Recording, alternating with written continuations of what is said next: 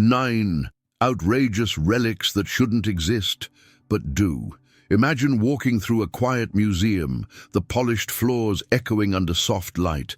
Behind glass, you see relics of our ancestors, tools, statues, pottery, fragments of civilizations long gone, each one labeled, catalogued, explained.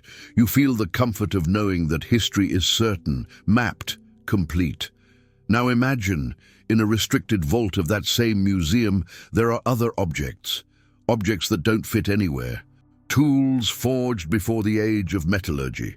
Machines too advanced for their supposed creators. Spheres of metal found sealed inside rocks millions of years old.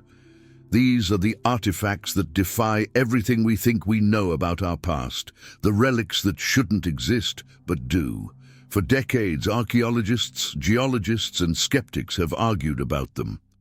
Some call them hoaxes, coincidences, or misinterpretations.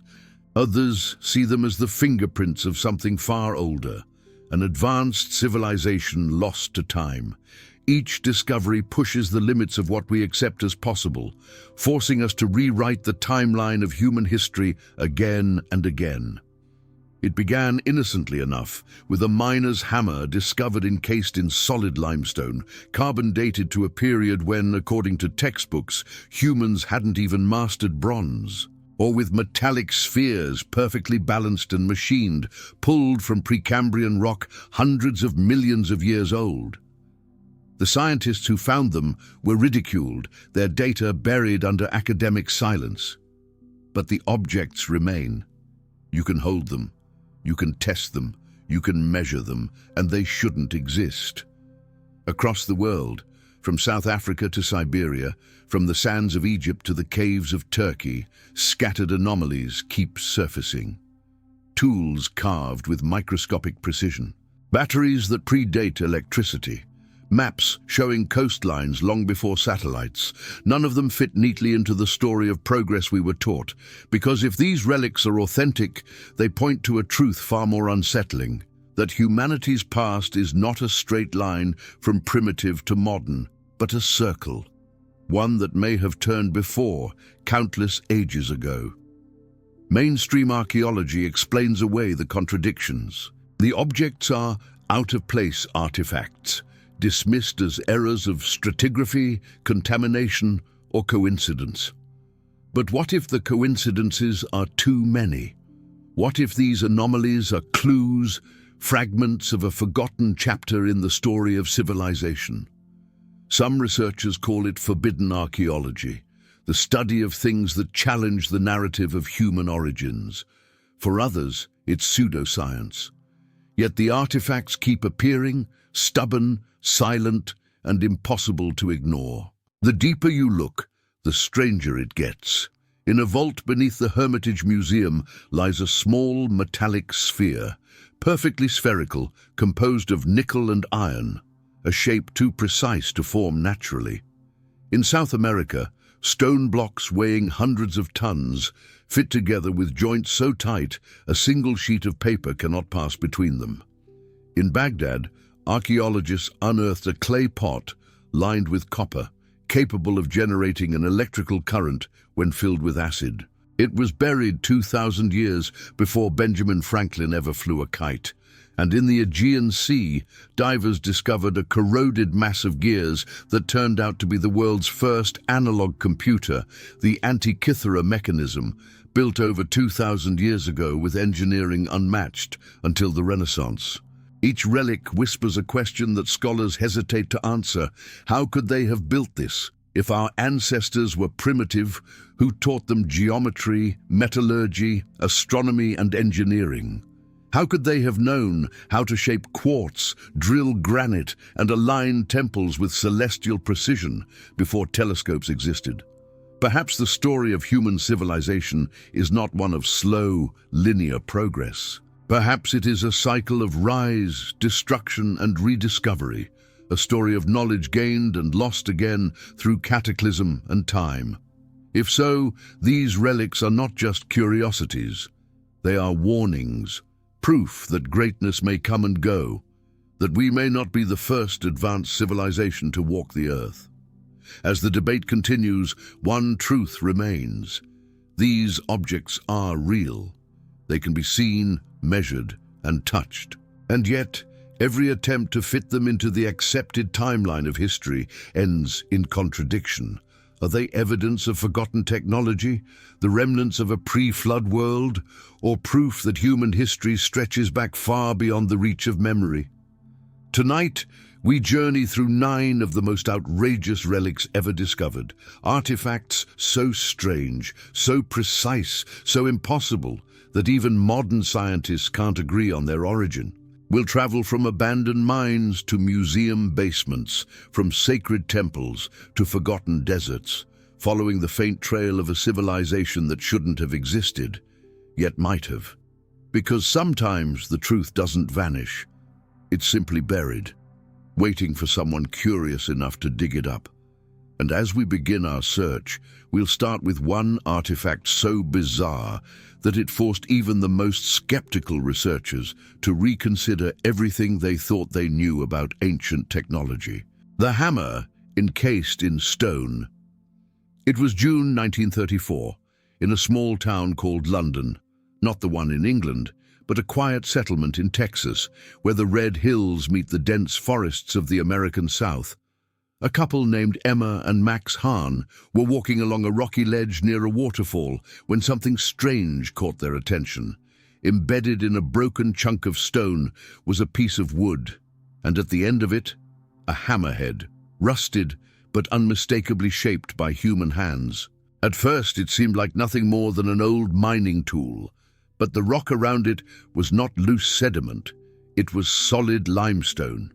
Curious, the Hahns took it home and showed it to a local geologist. What he found defied belief. The hammer was encased in stone dated to over 100 million years ago, from the Lower Cretaceous period, a time when dinosaurs still roamed the earth. The handle was partially turned to coal, as if ancient pressure and time had fossilized it. The head was made of an alloy of iron so pure and resistant to corrosion that even after decades, it showed no sign of rust. Metallurgists who examined it claimed it contained iron, chlorine, and sulfur, a combination unknown in modern manufacturing. The question was immediate and unsettling. How could a human-made tool be trapped inside rock millions of years older than humanity itself? The discovery became known as the London Hammer. Scientists and skeptics quickly dismissed it as a curiosity, a case of a modern hammer becoming encased in a concretion, a kind of mineral nodule that forms around objects buried in sediment. Yet the stone surrounding the hammer was not recent. It was not clay or sand or calcareous buildup. It was ancient limestone, geologically consistent with strata far beneath the surface of Texas. Those who examined the artifact closely pointed out something even stranger. The head of the hammer was nearly identical in proportion to modern tools. The handle, though partially fossilized, showed signs of having been shaped and smoothed with intention. The balance between head and shaft, the weight distribution, all indicated advanced design. If it truly came from the Cretaceous period, then it was a tool from a civilization that should not have existed. The implications were staggering. If authentic, the London Hammer would rewrite everything we know about human history, suggesting that intelligent beings, capable of metallurgy and tool-making, existed on Earth tens of millions of years before the first humans. But that was impossible, wasn't it? Mainstream scientists argued that the artifact must have fallen into a crack or cavity where minerals later solidified around it. They claimed it was the product of natural cementation, not time travel. But that explanation never satisfied everyone.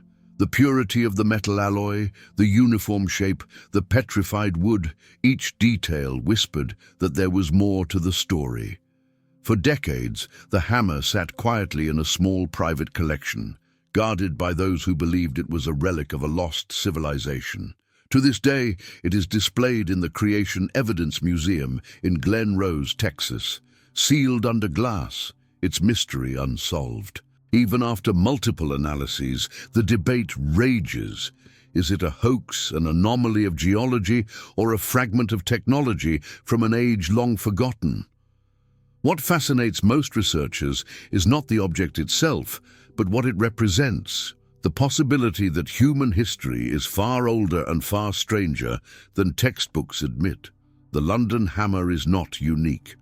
Similar out-of-place artifacts, or OO parts, have been found across the world. Objects of precision and purpose embedded in stone, sealed within coal seams, or discovered deep within mines that predate recorded history. Perhaps the hammer is not a relic from another age, but a symbol of something deeper, our instinct to dig, to question, to look beyond the obvious, because sometimes the past refuses to stay buried. But what if the hammer wasn't a singular anomaly? What if there are dozens, even hundreds, of artifacts like it, scattered across the planet, waiting to be found? Some so perfect, they seem machined by modern hands.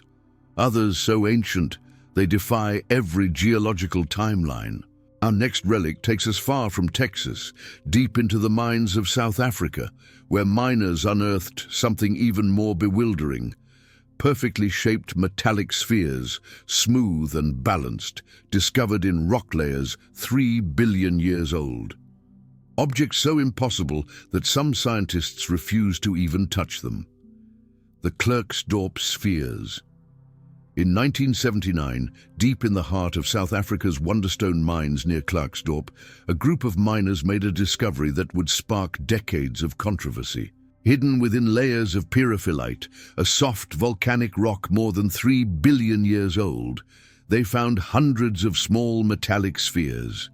Perfectly smooth, perfectly balanced, each one carved with fine parallel grooves that encircled its center like the equator of a planet. At first, the miners thought they were ball bearings or industrial debris dropped during modern operations. But the strata of rock surrounding them told a different story. The layers were ancient, so ancient that, when those sediments first formed, multicellular life had not yet appeared on Earth. Yet there they were, metallic spheres, crafted with precision that modern machinery could barely replicate. Some were made of hematite, others of a nickel-steel alloy that should not exist in natural form. The most mysterious detail wasn't their composition, but their perfection. Each sphere was balanced within 100,000th of an inch. Some even spun on their axes when placed on a flat surface, as if designed with an internal sense of equilibrium. Scientists were baffled. If the dating of the rock was correct, and there was no evidence of intrusion, then these spheres existed 2.5 billion years before the first humans. Who could have made them? The discovery reached the attention of Roelf Marx, curator of the Klerksdorp Museum. He examined several of the spheres and noted something unsettling. When kept in glass display cases, the spheres appeared to rotate slightly over time, as though reacting to invisible forces. He tested them under controlled conditions, no air currents, no vibration, and still they turned. Some dismissed it as an illusion, others as magnetic interaction. But no one could fully explain it. Mainstream geologists proposed that the spheres were natural concretions, mineral nodules formed through sedimentary processes over millions of years. Yet their symmetry was too perfect, their grooves too deliberate. Nature, it seemed, had carved miniature works of art with engineering precision. To this day, no two explanations agree.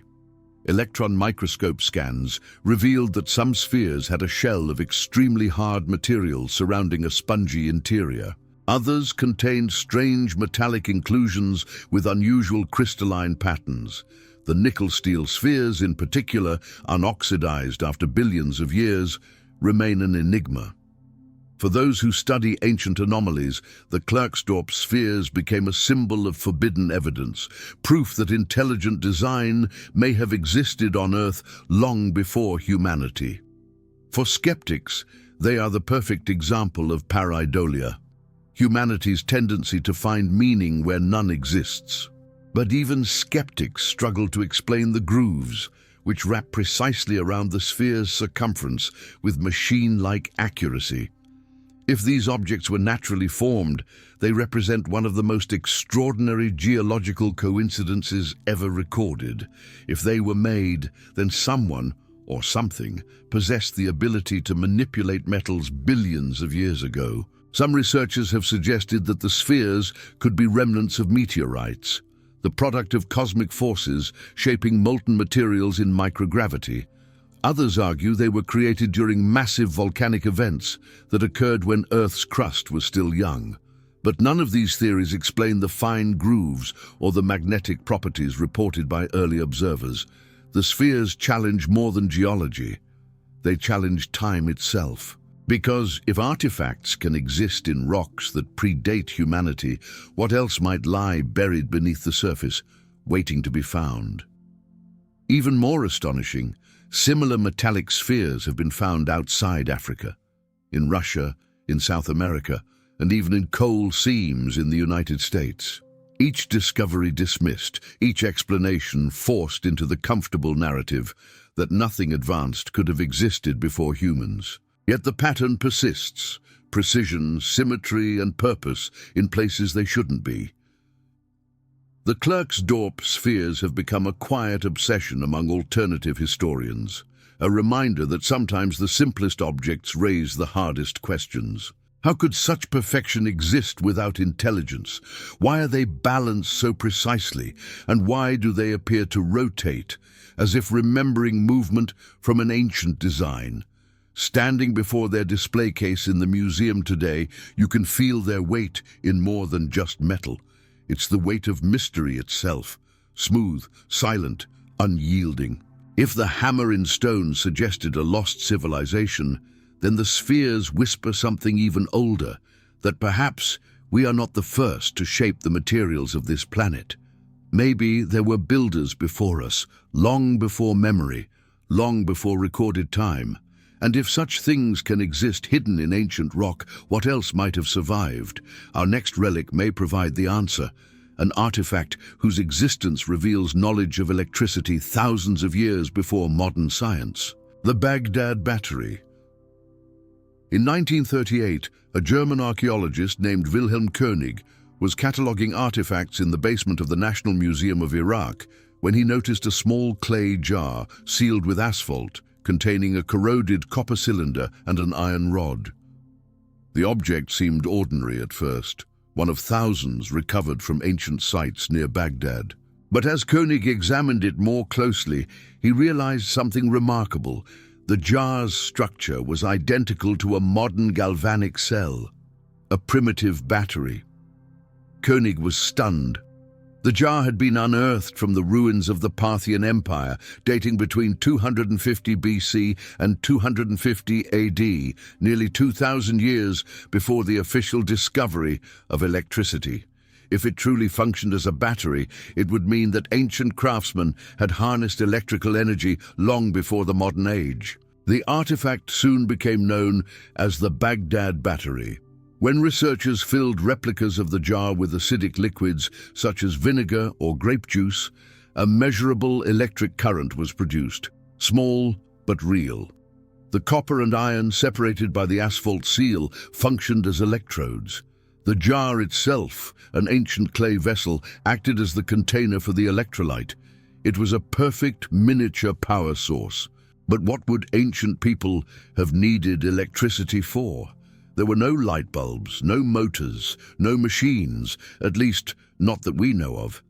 Some speculated the batteries were used for electroplating, the process of coating metal objects with thin layers of gold or silver.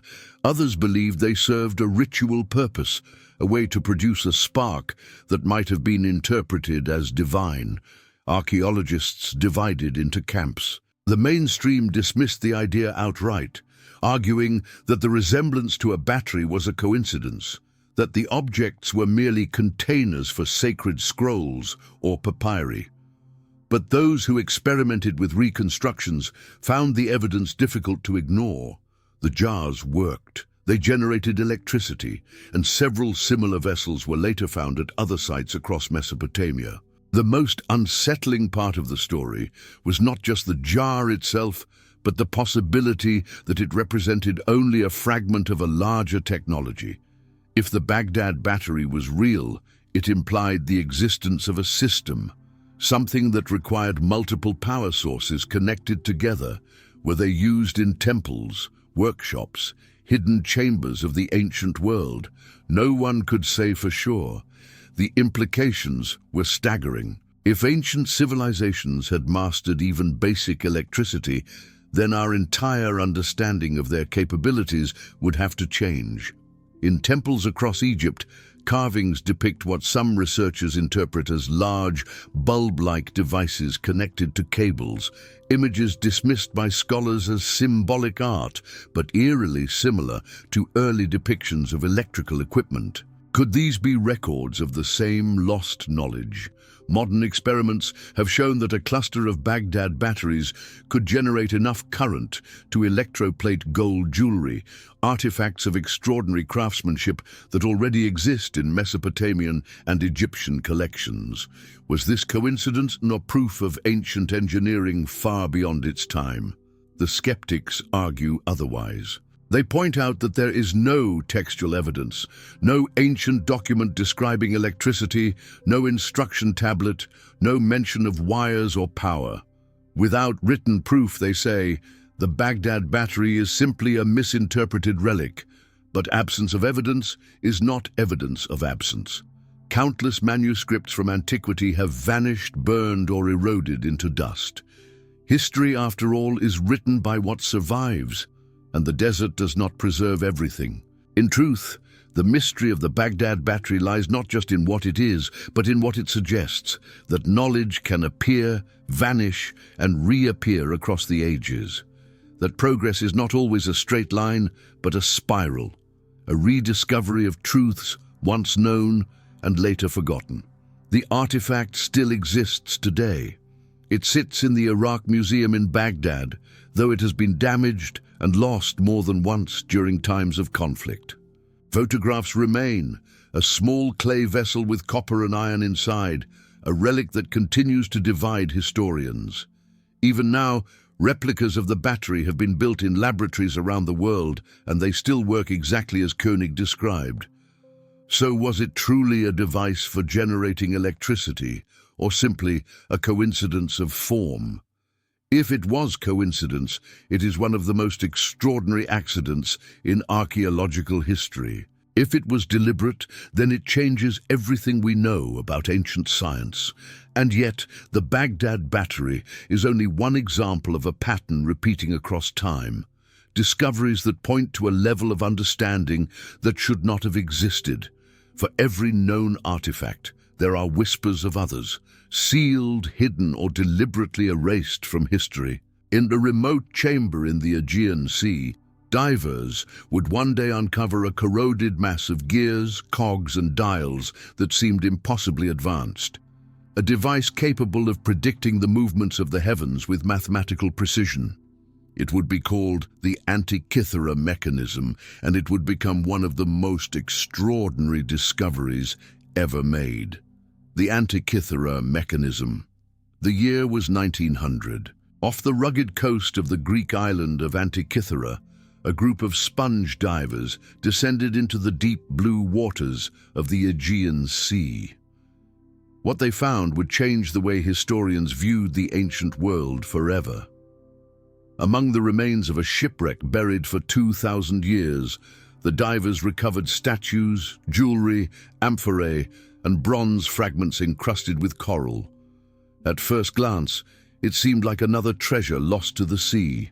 But one of those fragments, a corroded lump of metal with faint traces of gears inside, would soon become one of the most mysterious artifacts ever discovered, the Antikythera Mechanism. When the artifact was first examined, no one could believe what they were seeing. Beneath layers of corrosion and marine sediment lay a system of gears, axles, and precise bronze components, machined with such accuracy that they could rival the mechanisms of 18th century clockmakers. Yet this device was over 2,000 years old, dating back to around 100 BC. It shouldn't exist. And yet, it does. Decades later, with the help of X-ray tomography, scientists reconstructed its inner workings. What emerged stunned the world. The device was an analog computer designed to predict celestial movements, the positions of the sun, moon, and planets, and even the timing of solar and lunar eclipses. It could calculate the phases of the moon, track the cycles of Venus and Mercury, and model the complex motions of the heavens through interlocking gear ratios so precise they defied imagination. This wasn't the work of simple craftsmen. It required mathematical knowledge, metallurgy, and astronomical data far beyond what was thought possible in the ancient world. Some researchers called it the world's first computer. Others simply called it impossible. How could a device so complex appear suddenly, with no known predecessors? There were no other artifacts like it, no blueprints, no partial designs, no prototypes. The Antikythera Mechanism stood alone, a relic without a lineage. Its existence suggested one of two things. Either it was the final masterpiece of a lost tradition of engineering now erased from history, or it was a fragment of knowledge passed down from an even older civilization, one that may have existed long before Greece. To build it, someone had to understand gear ratios, planetary orbits, and mechanical precision at a microscopic scale. Each tooth on the gears was hand-cut in bronze with accuracy rivaling modern machine tools. The complexity was not rediscovered until more than a millennium later, during the European Renaissance. How then did the ancient world leap ahead and then forget? Some historians believe the device may have been crafted by followers of Hipparchus, the greatest astronomer of ancient Greece, or by engineers working under Archimedes himself. But even that explanation raises questions. If they could build one Antikythera mechanism, why did no others survive? Were these devices destroyed, hidden, or simply lost to time, victims of wars, fires, or floods that erased entire libraries and schools of thought? There are references, faint and rare, in ancient texts. Cicero once described a sphere that mimicked the movements of the heavens built by Archimedes. Others mention mechanical models of the cosmos. But until the Antikythera mechanism emerged from the sea, few believed such descriptions were literal. Now they seem prophetic. Modern reconstructions show that the mechanism's front dial displayed the zodiac, the Egyptian calendar, and the positions of celestial bodies. Its back dials predicted eclipses and tracked lunar cycles with astonishing precision. One dial even recorded the 4-year schedule of the ancient Olympic Games, suggesting the device was not only scientific but cultural, blending astronomy, timekeeping, and ritual. The Antikythera mechanism forced scientists to confront an uncomfortable truth. The ancients were far more advanced than we ever imagined. Knowledge we assume to be modern may have deep, forgotten roots. It also revealed something profound about the fragility of progress. The level of engineering required to build such a machine disappeared completely after the fall of Greece and Rome. For over 1,000 years, humanity lost the ability to create gears of such precision. Civilization had to start over. The discovery begged a haunting question. If such technology could vanish once, could it happen again? How much of our current knowledge could be erased by time, leaving future generations to wonder, as we do now, how we built what we built? The Antikythera mechanism remains a symbol of that fragile genius, the spark of understanding that can burn brightly and then be extinguished by chaos. But it may also hint at something deeper, a continuity of knowledge that transcends cultures and epochs, passed like a secret flame through the ages. If the Greeks could engineer a computer 2 millennia ago, what else might have been possible in the forgotten corners of our history? What other devices, machines, or technologies may have been hidden, destroyed, or misinterpreted as myth? Our next relic offers another piece of that puzzle, a discovery in India that challenges the very foundations of ancient metallurgy and the limits of time itself. A pillar that should have rusted away thousands of years ago, but hasn't. An artifact that seems immune to decay, as though it were built with a secret science we no longer understand. The Iron Pillar of Delhi. In the heart of New Delhi, surrounded by the ruins of the ancient Qutb complex, stands a silent monument that has defied time, weather, and science for over 2,600 years. Rising more than 7 meters tall and weighing over 6 tons, the Iron Pillar of Delhi is one of the world's most astonishing metallurgical enigmas. A structure that should have long since crumbled into rust, yet remains almost perfectly preserved. It was erected during the reign of Chandragupta II around the 4th century AD, supposedly as a dedication to the Hindu god Vishnu. But beyond its religious significance lies a mystery that transcends faith and culture. How, in an age without industrial forges or modern chemistry, could ancient artisans have produced such a massive pillar of pure wrought iron, resistant to corrosion even under India's harsh monsoon climate? To the casual observer, the pillar may look ordinary, dark, smooth, slightly pitted by time, but metallurgists who have studied it closely describe it as a technological miracle. The purity of its iron content, combined with the unique composition of phosphorus and absence of sulfur and magnesium, created a natural layer of protection, a thin film of mica-white, an amorphous oxide that has shielded the metal from decay for centuries. The remarkable part is not just the chemistry itself, but the process. Producing such a large, flawless casting of high-purity iron without cracks or deformation would be difficult even today. Ancient Indian metallurgists had somehow achieved it 1,600 years ago, without furnaces capable of reaching the temperatures required to melt large quantities of iron, and without modern fluxing agents. The process remains partially unknown. The secret of its preservation, scientists now know, lies partly in the high phosphorus content of the iron ore used and the absence of lime in its smelting process. Over time, these factors allowed a stable film of crystalline oxide to form, preventing the typical spread of rust. But even with this explanation, one question remains unanswered. How did they know what they were doing? Metallurgy is not an accident. It requires experimentation, observation, and generations of accumulated knowledge. The Iron Pillar suggests that the blacksmiths of ancient India possessed not just skill, but a scientific understanding of materials far ahead of their time. The result was a monument so durable that modern engineers have struggled to replicate it with the same long-term stability. For centuries, the pillar has stood exposed to rain, heat, and pollution. Yet it has resisted decay, while modern steel structures nearby corrode and crumble within decades. Even more intriguing, the surface of the pillar contains traces of forge welding, evidence that it was constructed not as a single casting, but as hundreds of small iron discs hammered together with astonishing precision, fused seamlessly into one piece.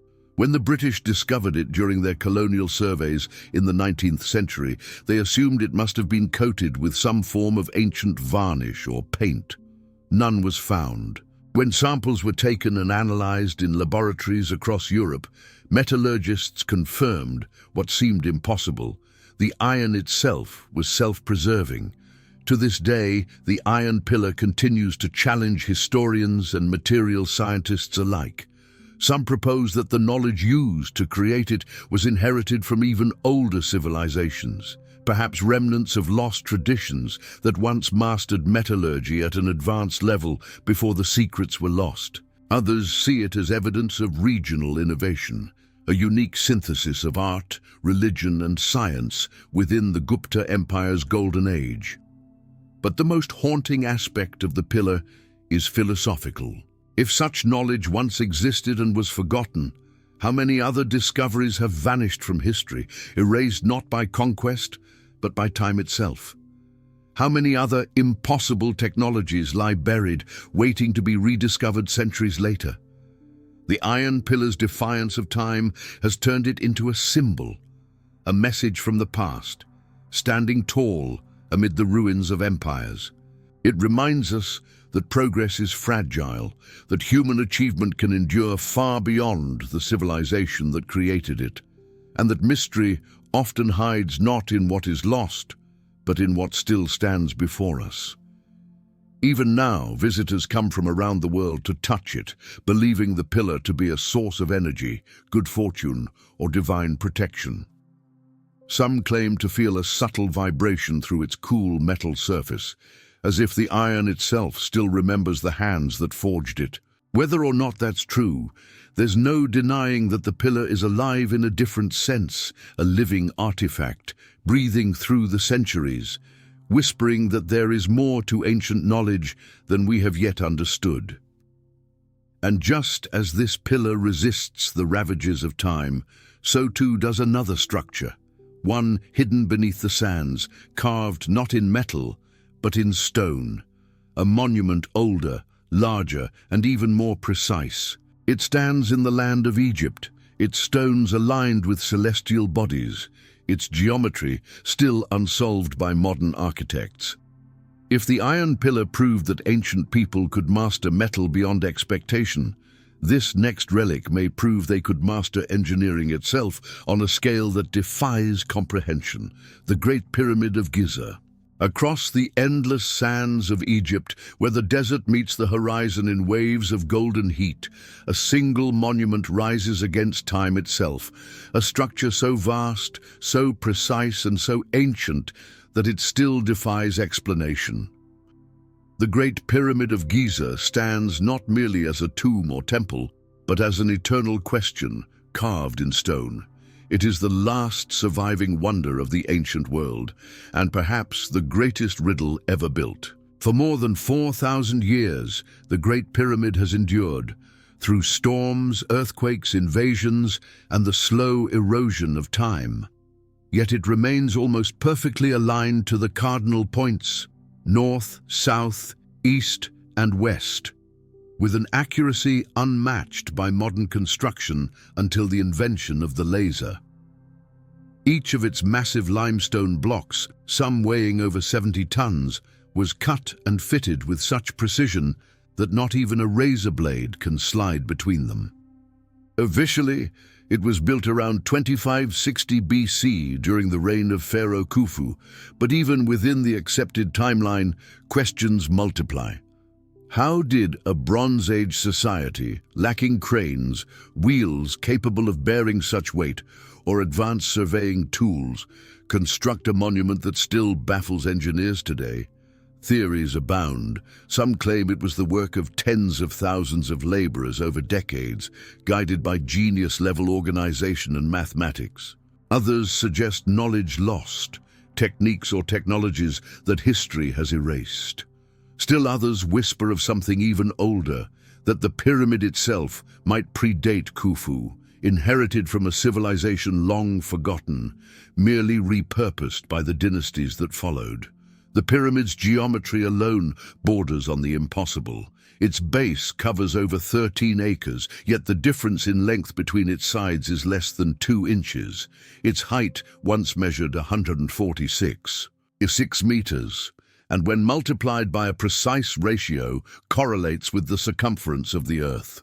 The angle of its sides mirrors the golden ratio, the same proportion found in seashells, galaxies, and the human body. Coincidence or intentional design? For centuries, scholars and explorers have descended into its dark corridors, searching for secrets hidden within. What they found was not only architectural genius, but mathematical symbolism, a language written in stone. The internal shafts align perfectly with certain stars in Orion and Sirius, suggesting the pyramid may have been more than a tomb. It may have been a celestial instrument, a bridge between Earth and the heavens. Inside, the air feels ancient, cold, heavy, and still. The walls hum faintly with silence, as if the stones themselves remember the sound of chants and prayers long gone. The king's chamber, lined with red granite, sits at the heart of the pyramid, a space so resonant that sound waves seem to vibrate through the body. Some researchers believe it was intentionally designed for acoustic resonance, amplifying frequencies that could have been used in rituals or ceremonies. But beyond the physical structure lies a deeper mystery, the purpose of its perfection. If it was meant to house the body of a pharaoh, why such astronomical precision? Why such complexity, symmetry, and mathematical beauty? There are no definitive inscriptions naming Khufu within the pyramid, only graffiti left by later workers in upper chambers. Some argue that the Great Pyramid was never a tomb at all, but something far more sophisticated. A machine, an energy collector, or perhaps a monument built to preserve knowledge through cataclysm. Over the years, advanced scanning technologies, from ground-penetrating radar to muon detectors, have revealed hidden voids within the structure, chambers yet unexplored. Each discovery deepens the mystery rather than solving it. What lies behind those sealed walls? Could there be scrolls, devices, or artifacts from a time when Egypt's knowledge reached its zenith, or from an age even older? Even the quarry marks left in the stones tell a silent story of unimaginable labor. The precision of the cuts, the uniformity of the joints, and the mathematical correlations embedded in the design point to minds operating at a level of engineering mastery that should have been centuries ahead of its time. Perhaps the most haunting realization comes from comparison.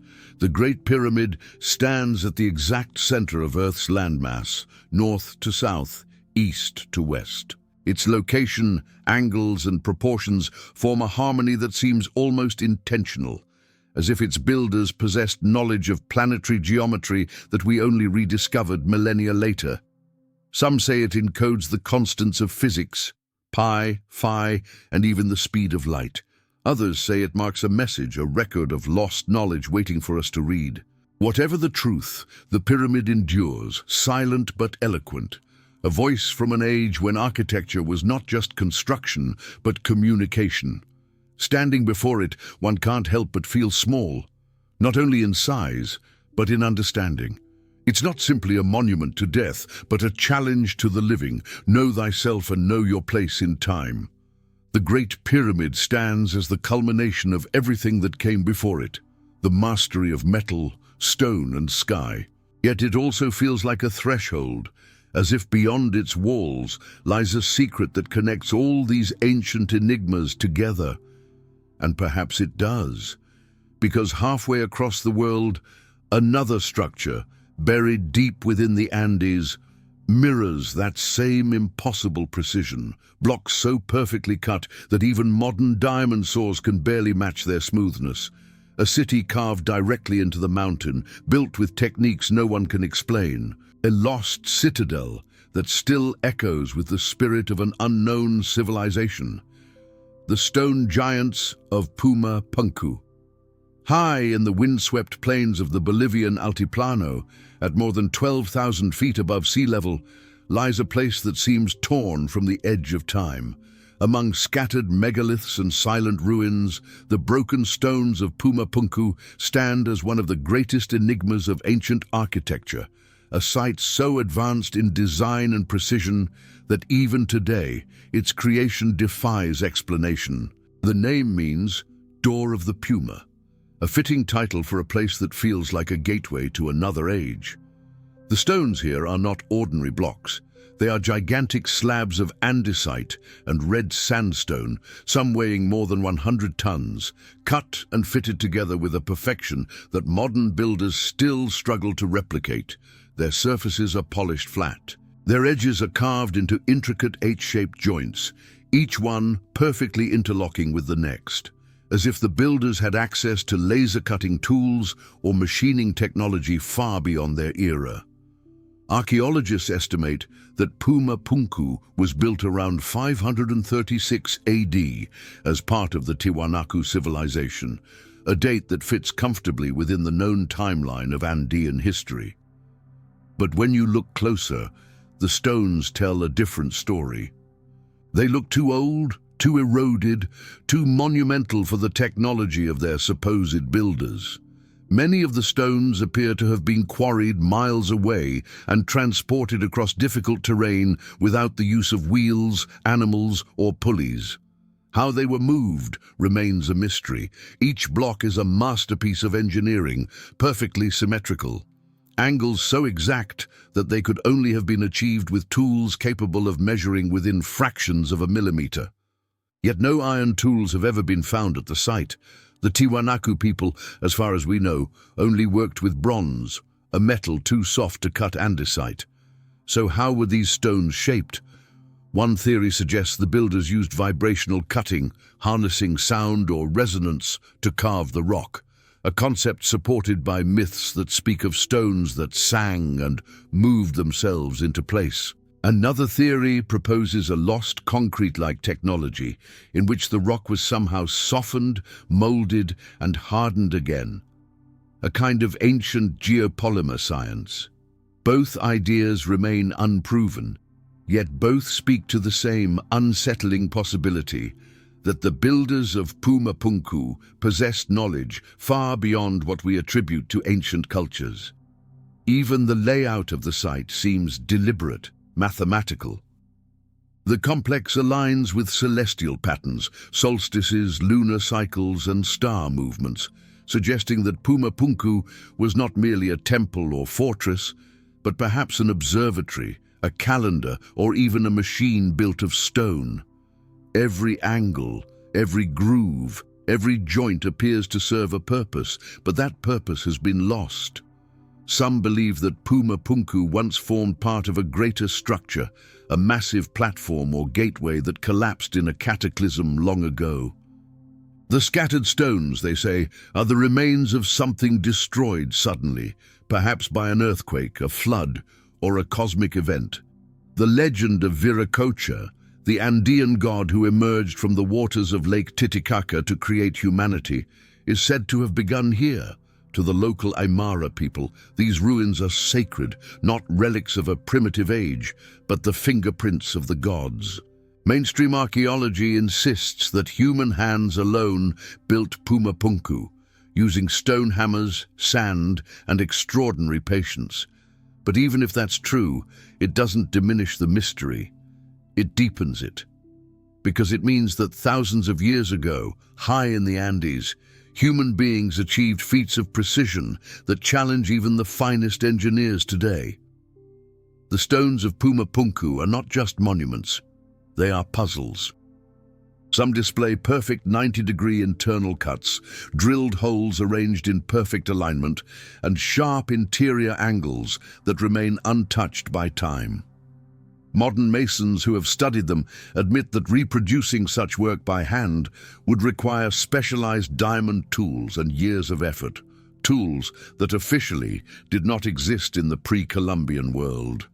If Pumapunku truly belonged to the Tiwanaku, then it marks a leap in technological capability that seems to appear out of nowhere, with no precursor, no training period, and no record of development.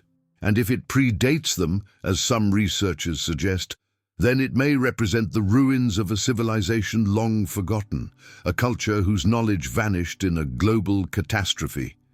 Every civilization leaves behind a signature, a trace of its understanding, its beliefs, its reach. At Pumapunku, that signature is precision itself.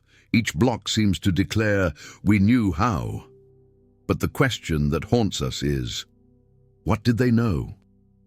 Standing among the ruins today, the cold wind sweeps across the plateau, whistling through the hollow joints of the stone. The silence feels intelligent, as if the site still hums with an ancient resonance. The pitted faces of the blocks bear scars of age, yet their symmetry endures. The stones have outlived empires, cultures, and faiths, but their meaning remains locked away, like the memory of a dream just beyond reach. If the Great Pyramid of Giza was a message written in geometry, then Puma Punku is that message shattered and scattered across the ground, waiting for someone to piece it back together. And perhaps the greatest clue lies not in the stones themselves, but in the patterns they share with other ruins across the world, from Egypt to Easter Island, from Sacsayhuaman to Baalbek. The same impossible cuts, the same megalithic precision, the same silence in the record of how it was done. Our next relic takes us to one of those parallels, a site halfway across the planet, where blocks of stone weigh more than aircraft, lifted and stacked with godlike ease. A place whose name means the Fortress of the Gods, the enigma of Baalbek. In the heart of Lebanon's Bekaa Valley lies one of the most extraordinary and puzzling ancient sites on Earth, Baalbek. Once known to the Romans as Heliopolis, the city of the sun, its ruins rise from the earth like the bones of forgotten gods. Among them stand temples dedicated to Jupiter, Bacchus, and Venus, architectural marvels of the classical world. But beneath those Roman columns lies something far older, far greater, and far more mysterious. A foundation of stones so massive that modern engineers can barely comprehend their existence. These are the megaliths of Baalbek, colossal blocks of limestone, each weighing hundreds, sometimes thousands of tons. The largest, known as the Stone of the Pregnant Woman, measures more than 70 feet in length and weighs over 200 tons. Nearby, another unfinished block, discovered only recently, is even larger, nearly 1,600 tons, the heaviest stone ever carved by human hands. Yet it was never moved, left abandoned in its quarry as if frozen mid-construction. To this day, no one can explain how these stones were quarried, transported, and set into place. Modern cranes and transport systems could barely lift them. But in Baalbek, these monoliths are not scattered randomly. They are precisely fitted within the foundations of the Temple of Jupiter, interlocked with perfect geometry, as though placed there with mathematical intent. Archaeologists claim that the Romans built Baalbek in the 1st century AD, during the Empire's Golden Age. But even they struggled to explain the platform beneath, the trilithon, a row of 3 stones weighing nearly 1,000 tons each. Roman builders, masters of engineering, left no record of how they moved or placed them. The foundations themselves predate the Roman temples by centuries, possibly millennia. The local legends tell another story. They say Baalbek was built by giants, by the first beings to walk the earth, or by gods descending from the heavens. In Semitic lore, it was a city of the Watchers, a fortress from which celestial beings once ruled over men. Even its name, Baalbek, echoes the ancient god Baal, lord of storms and sky. To the ancients, this was not merely a temple, it was a gateway between worlds. Standing before the trilithon, the scale is overwhelming. The stones rise taller than a house, each one so massive that imagination itself struggles to lift them. How were they moved? How were they placed so precisely?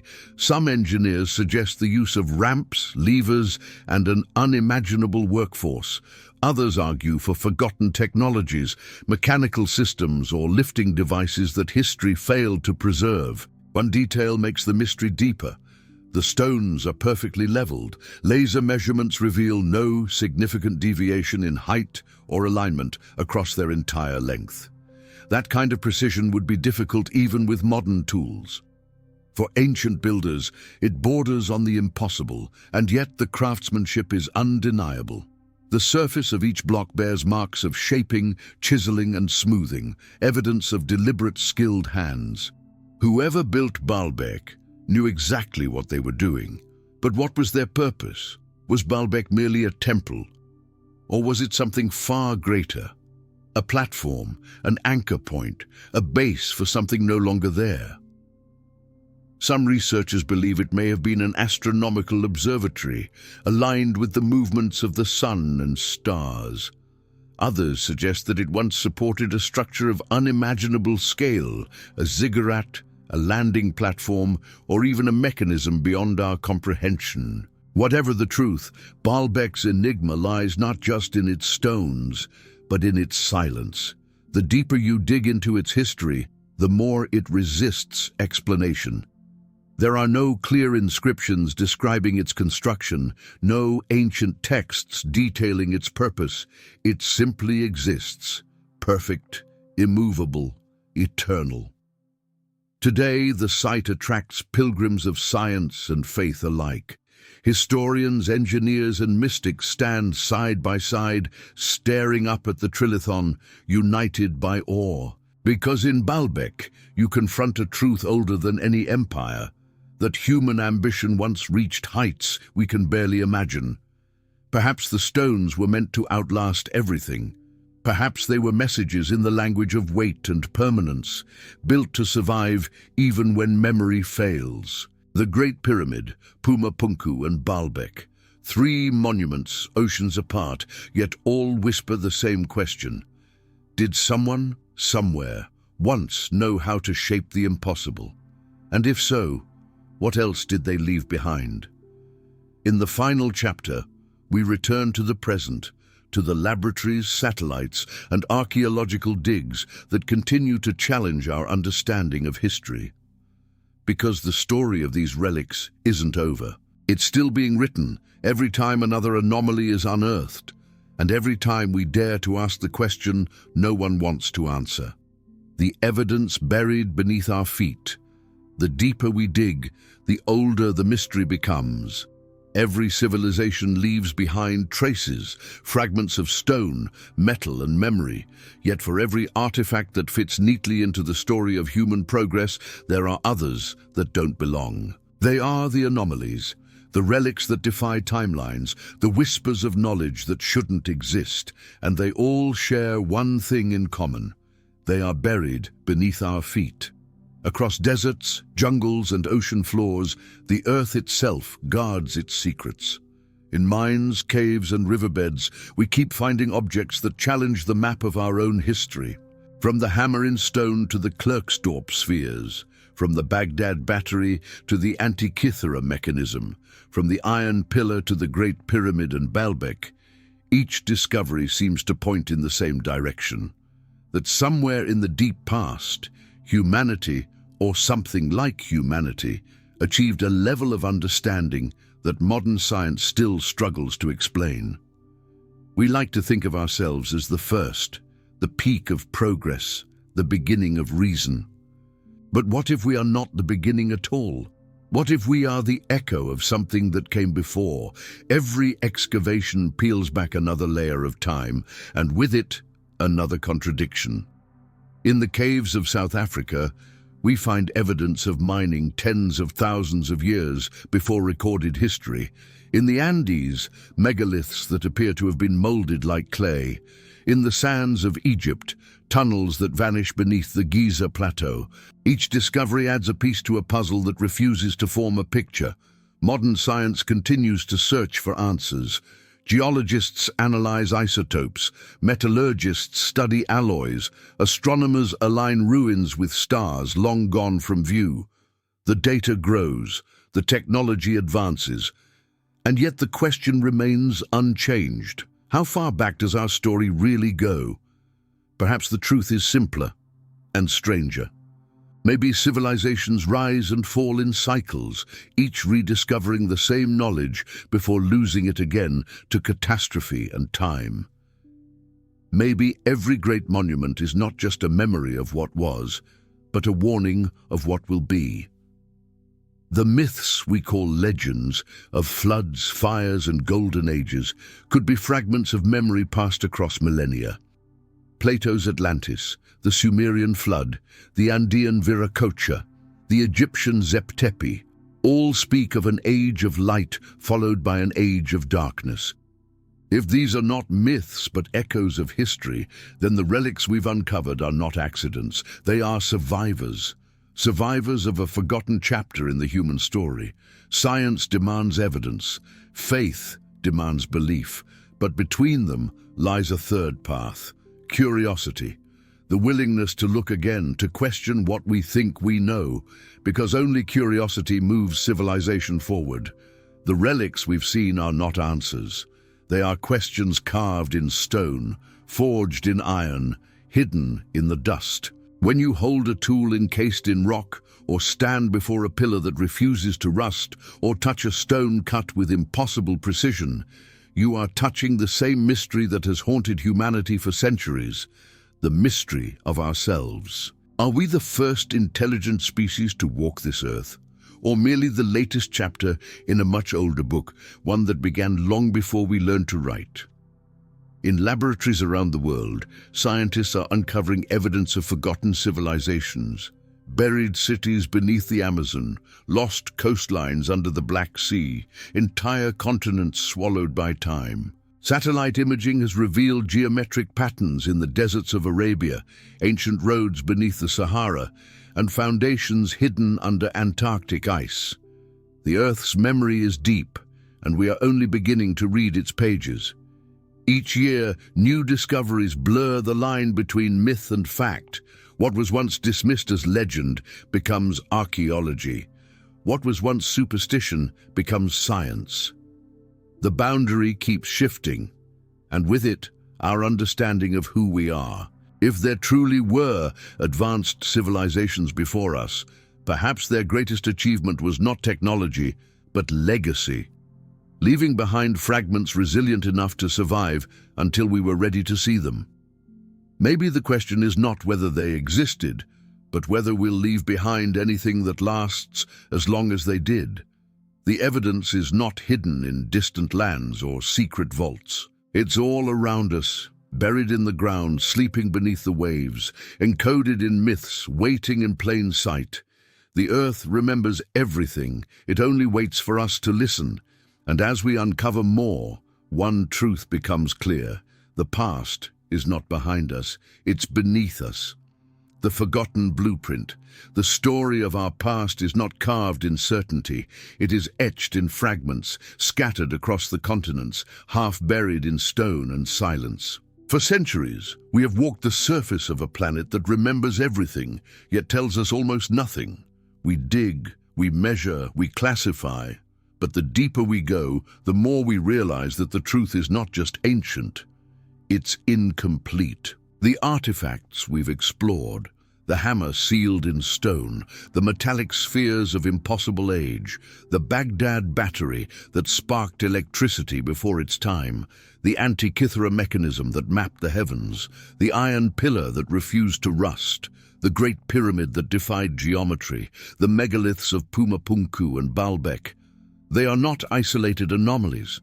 They are breadcrumbs, fragments of a forgotten blueprint. Each relic is a whisper from an age that came before, a reminder that knowledge can rise, fall, and rise again. Civilizations like stars burn brightly and then fade, leaving behind only traces of their light. But the light never disappears completely. It lingers, waiting for someone to rediscover it. We've been taught that history is linear, a steady climb from ignorance to enlightenment. But what if it isn't? What if it's cyclical, a great turning wheel of creation and loss, where each age inherits the ashes of the one before? What if these artifacts are not mysteries to be solved, but warnings to be understood? The deeper question is not how they were made, but why they were forgotten. What happens to knowledge when civilizations fall? When libraries burn, when languages die, when floods sweep across continents, how much of humanity disappears with them? Maybe these relics survived because they were never meant to vanish. Maybe they were built to last, not for their builders, but for us, to remind future generations that the world has turned before. Every structure, every artifact, every anomaly carries a resonance, not just physical, but spiritual. The hum of stone, the geometry of the stars, the memory of the earth itself. They speak of a unity between science and spirit, matter and meaning, a relationship we are only beginning to rediscover. We are explorers of time, not just space. And the greatest frontier may not lie among the stars, but beneath our feet, buried in layers of forgotten epochs, waiting to be remembered. Perhaps the ancients were not primitive at all. Perhaps they were guardians of a knowledge so profound that only fragments could survive the collapse of worlds. Perhaps the gods they wrote of were not divine beings from the heavens, but echoes of those who came before, teachers, builders, survivors of the last turning of the wheel. If that's true, then every discovery is not a revelation of the past, it's a reflection of our future. Because someday, we too will be the ancients. Someday, someone will stand above our ruins and wonder who we were and how much we truly understood. Will they find traces of what we built or evidence of what we forgot? The story of human history is not finished. It's being written right now. In every excavation, every discovery, every question we dare to ask. The relics are not there to give us answers. They are there to remind us that there are still questions worth asking. The truth may never fit neatly into a textbook. It may not be comfortable or easy or complete, but it is out there, buried, waiting, alive. And perhaps that is the greatest mystery of all, because when we search for the origins of civilization, we're not really looking for the past. We're looking for ourselves.